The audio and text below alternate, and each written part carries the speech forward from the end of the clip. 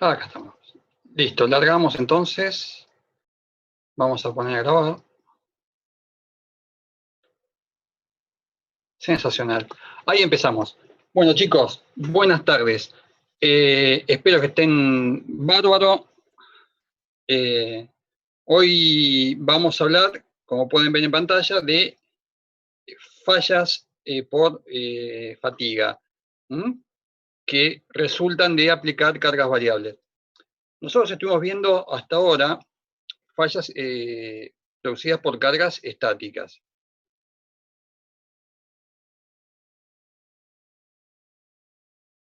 Vamos a admitir un par de chicos más. Los admitimos a todos. Ahí está. Listo. Seguimos. Entonces, nosotros habíamos visto hasta ahora fallas por cargas estáticas. Es decir, aplicamos una carga, esa carga la aplicamos lo más lentamente posible. Esa carga que aplicamos lentamente, según sea el material, va a producir una fluencia más pronunciada o menos pronunciada, pero va a generar, en el caso de que tengamos nosotros peligro de colapso, va a avisar de alguna forma. De algún modo determinado, nosotros vamos a ver una fluencia que va a ser más o menos pronunciada, ¿sí? Y en los valores que me marca los límites de fluencia, vamos a admitir un par de personas más, en los valores que me marcan los ensayos,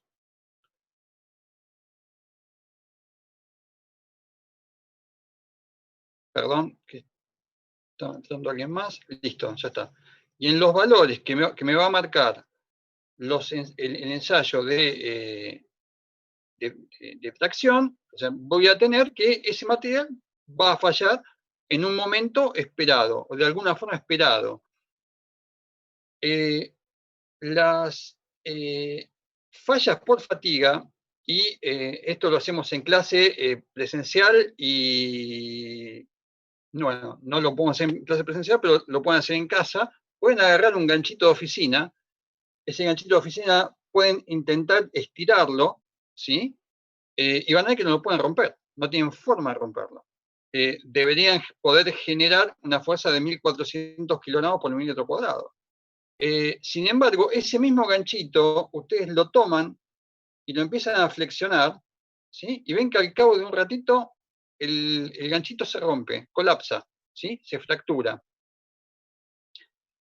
¿Y qué característica tiene esa fractura? Cuando viene esa fractura, van a ver que la fractura va a tener una zona que está como brillosa y otra zona que está como corrugada, ¿sí? Ahora vamos a ver por qué es eso. Si ustedes lo hacen en casa, el experimento, ¿sí? Obviamente la fractura la van a tener que ver con una lupa, pero si lo hacen, van a ver algunas fotos parecidas a las que vamos a ver ahora.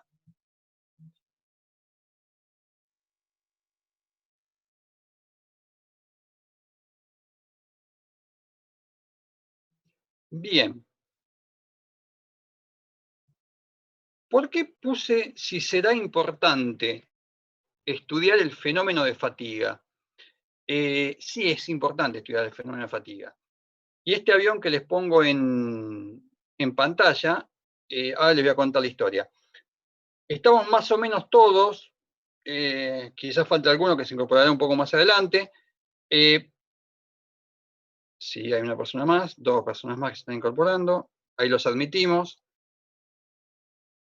¿De dónde vamos a estudiar el tema este de fatiga? No preparamos específicamente un apunte de fatiga porque todo lo que hay para ver y estudiar de fatiga está o consideramos que está muy bien dado en los libros de texto que les mandamos. Yo les mandé el libro de Budinas, que es el libro de Ingeniería Mecánica de Shigley. Está en el capítulo 6, está muy bien explicado el tema, y lo remito a que vayan al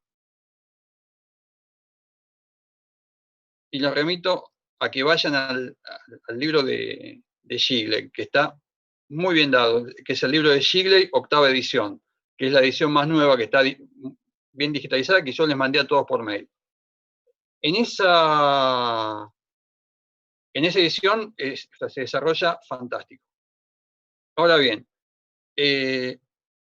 fíjense si es importante el tema que estamos viendo hoy, que es un tema que ustedes es la primera vez en la carrera que lo ven, o sea, pues en la facultad no ven este tema hasta esta materia, y se calcula que entre el 90 y el 80% de todas las fracturas y de todos los colapsos estructurales que se producen, el 80%, entre el 80 y el 90% se producen por fallas, por solitaciones variables. Entonces, es realmente muy importante. Tal es así que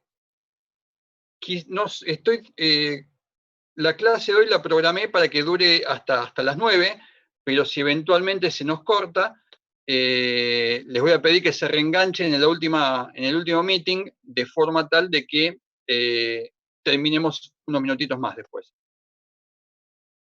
Bueno, ¿qué es lo que estamos viendo en pantalla? Lo que estamos viendo en pantalla es, sí, es un avión, obviamente es un avión.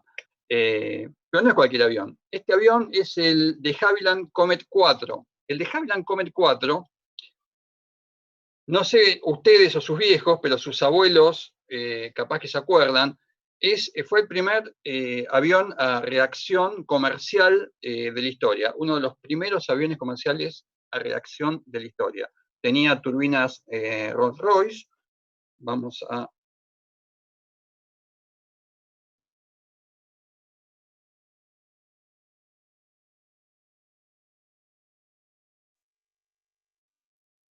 poner un puntadito láser. Tenía turbinas Rolls-Royce. Era un avión fantástico. Muy buen avión. O sea, un avión comercial, genial. Tenía un techo de 10.000 pies. Era o sea, era fantástico. En la época, estamos hablando de esto después de la Segunda Guerra Mundial, o sea, fines de los 40, principios de los 50. Un avión sensacional, hecho por la misma empresa de Havilland, que había construido algunos de los mejores cazabombarderos de la Segunda Guerra Mundial, que era el que había construido el de Havilland Mosquito, que fue el avión a hélice más rápido de la Segunda Guerra Mundial. Un avión genial. ¿Y cuál fue el tema con el de Havilland Comet 4? El Comet 4 en algún momento era recontra exitoso y se empezaron a caer. Y nadie sabía por qué se caían. Y nadie podía entender por qué cuernos se caían los de Havilland Comet 4. Los sacaron de servicio, como pasó hace poco con el MAX 8 de Boeing. Y cuando lo sacan de servicio y cuando ven restos de algunos que se habían caído, si ustedes se fijan las ventanillas que tiene el Comet 4, son cuadradas, completamente cuadradas, como se estiraba en la época. ¿Y qué es lo que pasaba con estas ventanillas cuadradas? Estas ventanillas cuadradas acumulaban tensiones, a partir de las cuales se producían grietas, y a partir de esas grietas eran aviones que estaban presurizados a 10.000 pies de altura, explotaban literalmente en el aire.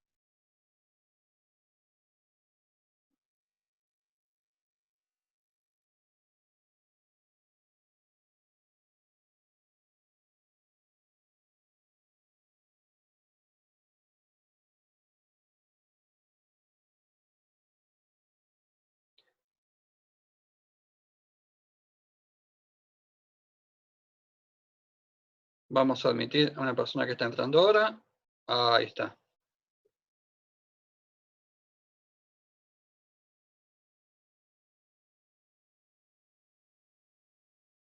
Si nosotros nos fijamos ahora, para que vean el nivel de importancia que le dan hoy en día,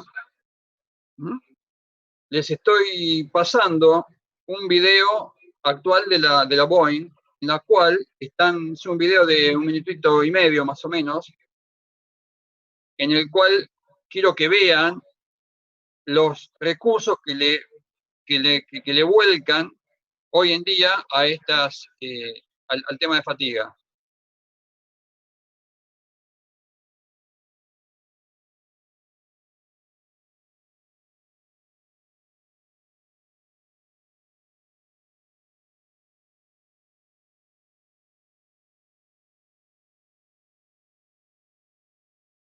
Carlos, no se está viendo.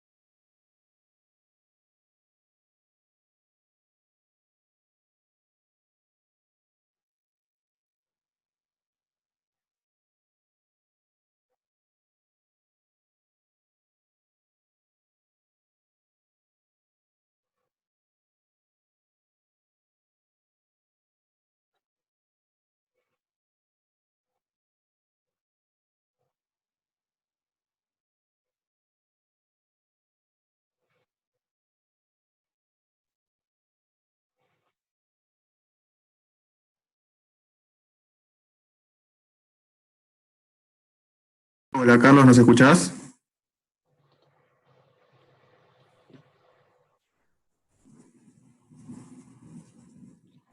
Bien, se fijaron los recursos que una empresa como Boeing, o sea, que es una de las constructoras de aviones más grandes del mundo, le destina a este tipo de fenómeno.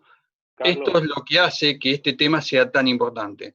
Carlos, ¿Sí? no estuvimos viendo nada del video. ¿Qué? No se vio el video. ¿No se vio el video? No. Bueno, no hay problema. Lo vemos. Ahora lo paso de vuelta. Un segundito. Salimos de acá entonces.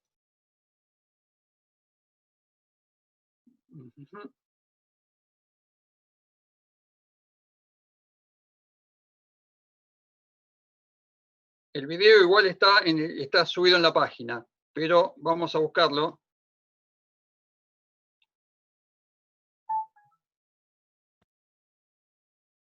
¿Ahí se está viendo? No, ¿Cómo? ¿Ahí se está viendo el video?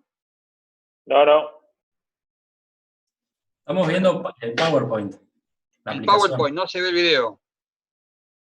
A ver, vamos a ver cómo hacemos para que se vea la pantalla.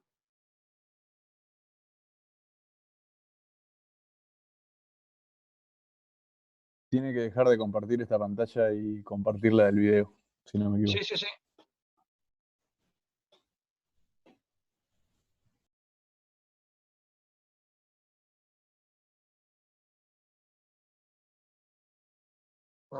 Pam.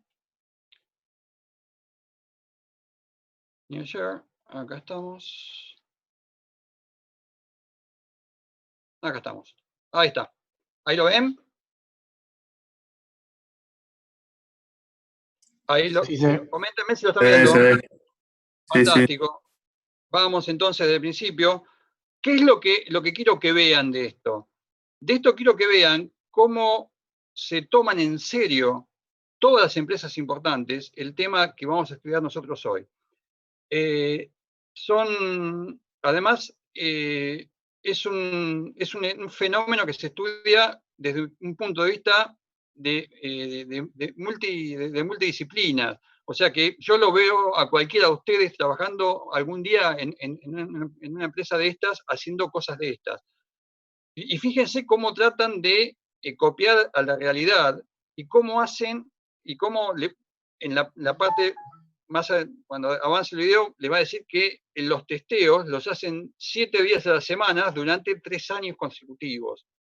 Vamos a ver de vuelta, vamos a ver, yo de vuelta a ustedes por primera vez el video, ya que está realmente, que es impresionante.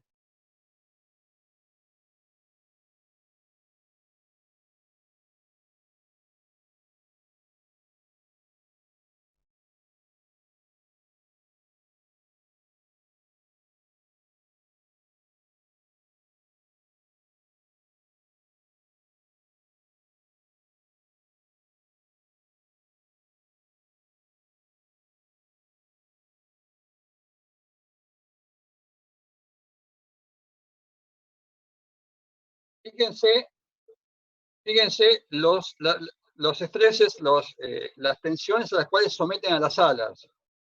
Este es un 187, es un avión bárbaro.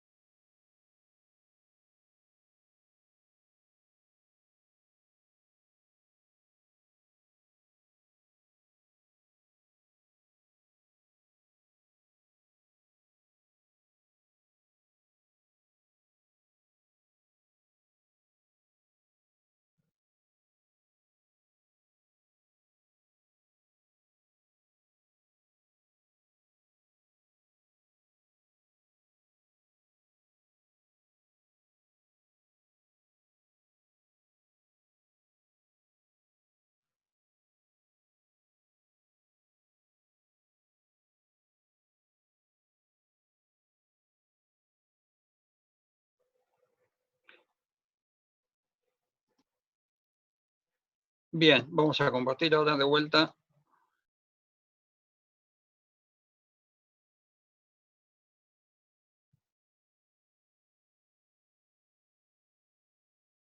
Sensacional, listo. Vamos.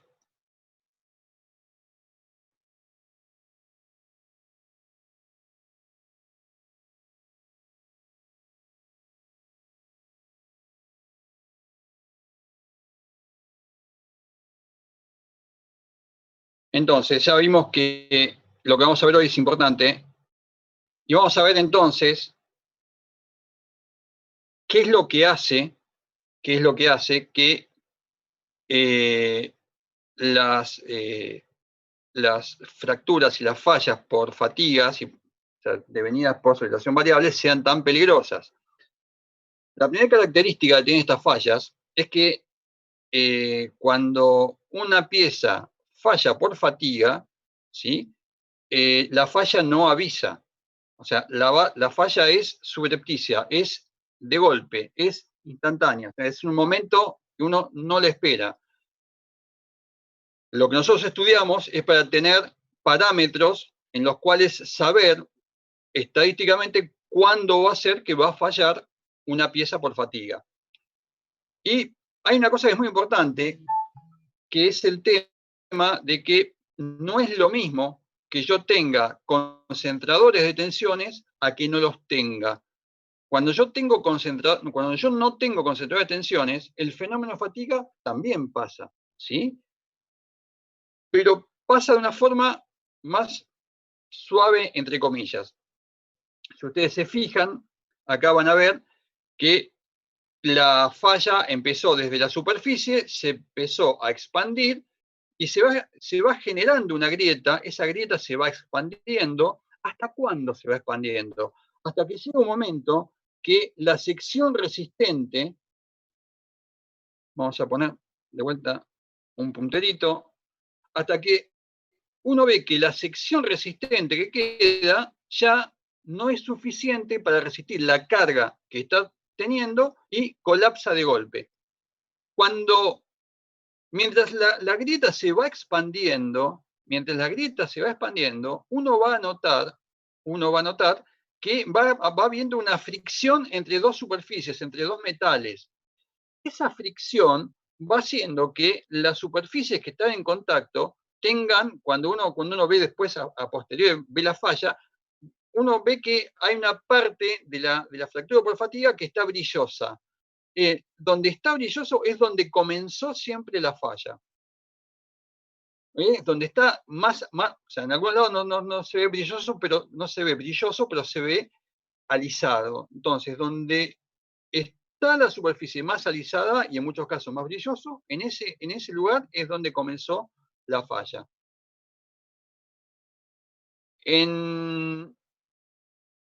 Si yo tengo una entalla relativamente suave, ¿sí? El proceso se da en forma más acelerada, y si yo tengo una contracción, o sea, una entalla muy, muy pronunciada, donde tengo una alta concentración de tensiones, ¿sí? El proceso se da en varios lados al mismo tiempo. Acá tenemos un caso concreto donde la fractura empezó en el punto A, se fue expandiendo, ¿sí? Y acá, esta parte acá está brillosa, no porque sea brillosa, sino por cómo está iluminada la fotografía. Pero uno acá puede notar que fue creciendo la grieta. Una vez que la grieta tomó mucho volumen, empezó a expandirse de una forma más rápida. Y acá en esta zona, si uno pudiera verlo, yo saqué una foto de una fractura que pasó en un elemento de máquina mío que es muy característica. Uno va a ver como que la superficie está toda corrugada, que quiere decir que colapsó de golpe. Fue como si fuera un colapso de un material frágil.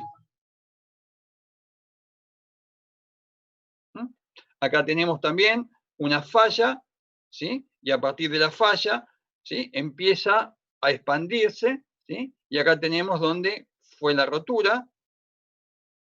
Acá tenemos algo curioso, acá teníamos una falla interna y la fractura empezó a generarse desde el interior hacia el exterior, ¿sí? Y cuando la superficie exterior que quedaba ya no resistía la zona resistente, colapsó, fracturó. Y esto son las fotos que tomé yo. Estas no, porque esta polea la estoy sosteniendo. O sea, estas son mis manos, así que no, esa foto yo no la saqué. Pero corresponden al eje de un compresor. Estas fotos están en la página nuestra, están en el apartado que es caso de estudio. El primer caso de estudio es este que está acá en pantalla. Pueden pegarle una ojeada después. En este caso de estudio, por un ajuste muy grande que tenía esta polea, ¿sí? Y por un mal diseño del eje, ¿sí? Fíjense que el eje colapsó por fatiga. Cuando colapsa, empieza la fractura en este lugar, y cuando da unas pocas revoluciones, colapsa de golpe. Yo hablé con el fabricante de estos ejes, y cuando hablé me comentó, dice, no, nosotros hicimos, o sea, fallamos, digo, acá está mal el tratamiento térmico. Hicieron un tratamiento térmico de que se llama de carburizado, y carburizaron todo el eje. Cosa que el eje es tremendamente frágil, y este eje no debería tener este tratamiento. Bien. Macanudo. Ya sabemos que el fenómeno que estudiamos es importante. Ya sabemos que se produce subrepticiamente. Ahora, ¿cómo hacemos para estudiarlo? ¿Cuál es el ensayo clásico con el cual uno dice, bueno, yo cuando quiero estudiar carga estática de un acero, lo someto a un ensayo de tracción? Es el ensayo clásico que me da valores clásicos. El ensayo clásico de fatiga es el ensayo de flexión rotativa, en el cual uno coloca una probeta en un eje rotativo que está sometido a una carga que lo flexiona. Es como si yo tuviera esta carga que me está flexionando a la probeta, y esto es como si la probeta que está rotando, estuviera sometida a una carga de flexión. Si yo le trazo el diagrama de momentos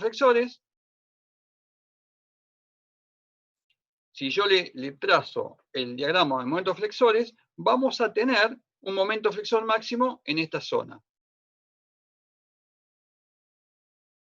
Vamos a ver qué pasa con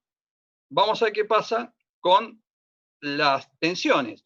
Ya que me puede decir, Carlos, si la fuerza esta que está acá es una fuerza constante, ¿por qué estamos diciendo que es un fenómeno de fatiga, es un fenómeno de solitación variable?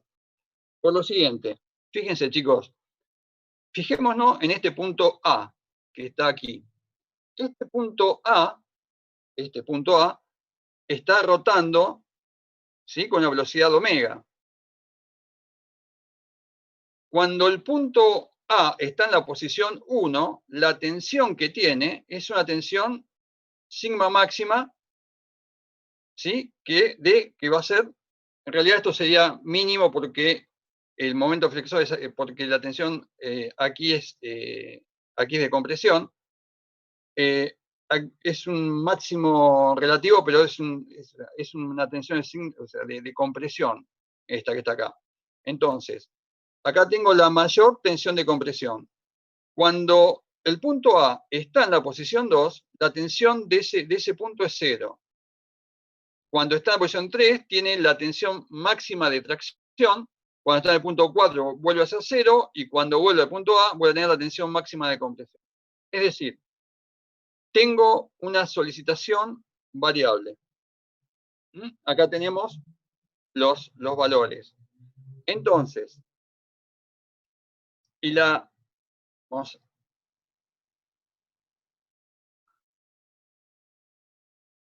tensión que va entre el 0 y el máximo, o entre el 0 y el mínimo, es la tensión alternativa. Bien, si nosotros volcamos los resultados de los ensayos de flexión rotativa en un gráfico de esfuerzo de fatiga o resistencia a la fatiga con respecto a la cantidad de ciclos, ¿sí?, nosotros vamos a tener que para distintas cargas aplicadas voy a tener distintas sigma A, es decir, distintos valores de tensión, y por cada valor de tensión voy a tener un valor en el cual, después de determinada cantidad de ciclos, el material colapsa y lo voy anotando. El tema es que voy a llegar a un momento y este diagrama es para aceros, ¿sí? Para otros metales es distinto, pero nos interesa estudiar este valor para aceros.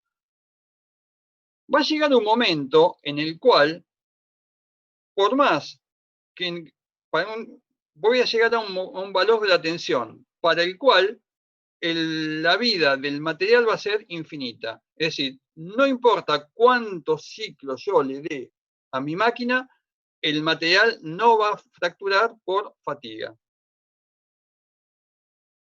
Este valor, SE, se llama límite de vida infinita o límite de resistencia infinita a la fatiga, ¿sí? Y cuando la tensión aplicada es inferior a ese valor SE, entonces la vida de mi material va a ser infinita. si la tensión aplicada sigma A es superior a SE, entonces va a fracturar en algún momento, ¿sí? En algún momento después de una determinada cantidad de ciclos. Bien, entonces lo que hacemos es, tomamos una probeta del material que más nos guste, y esta probeta la ensayamos, ¿sí? Los valores en milímetros es una probeta que tiene casi 90 milímetros de largo. Entonces, con la probeta normalizada voy a tener un valor de S'(E). Cuando yo hablo de S'(E), estoy hablando de que es el límite de resistencia de vida infinita a la fatiga para una probeta normalizada. ¿Y por qué es importante esto? Porque a mí me va a interesar ver alguna forma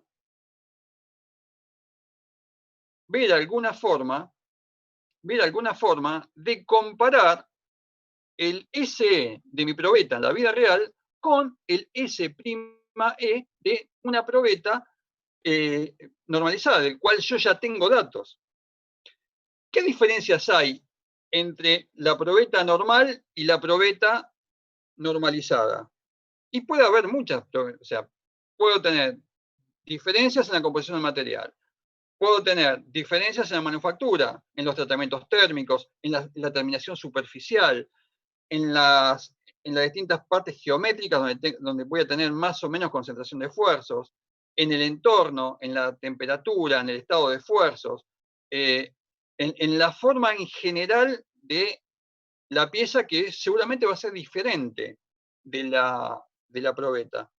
Entonces, ¿cómo hago para tener una formulita en el cual pueda igualar o sea, que pueda determinar el valor de vida infinita para mi pieza en la vida real, comparándolo contra el valor S'(E) de mi probeta normalizada?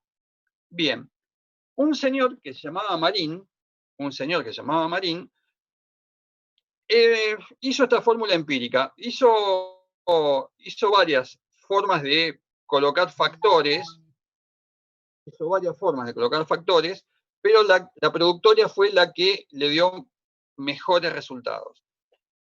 Entonces, Marín dijo que una pieza mía en la vida real, que puede tener una forma distinta, que puede estar solicitado a solicitaciones distintas, es decir, la probeta está solicitada a flexión, ¿sí? A flexión rotativa.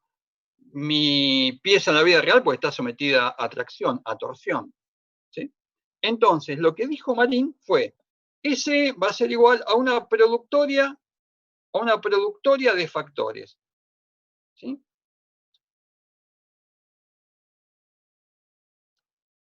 Voy a tener un factor K sub A, que es el factor de modificación de la terminación superficial. ¿Por qué? Porque la probeta, que es un ensayo, está rectificada a espejo.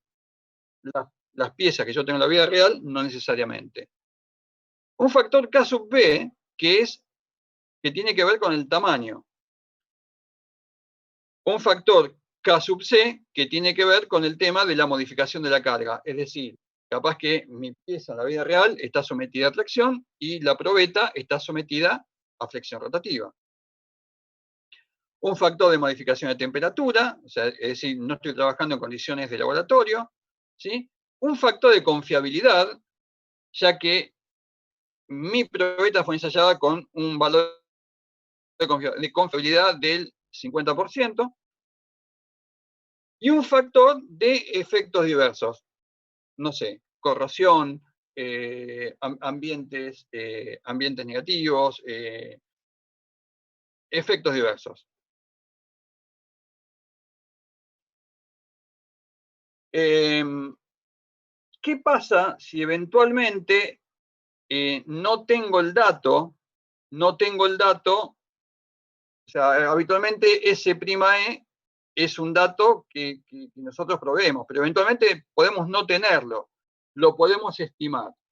¿Cómo lo vamos a estimar? Y lo vamos a estimar diciendo que en líneas generales ese E' va a ser igual a un medio del valor de la tensión última de rotura, que siempre lo vamos a dar como dato, que siempre lo vamos a tener como dato, ¿sí?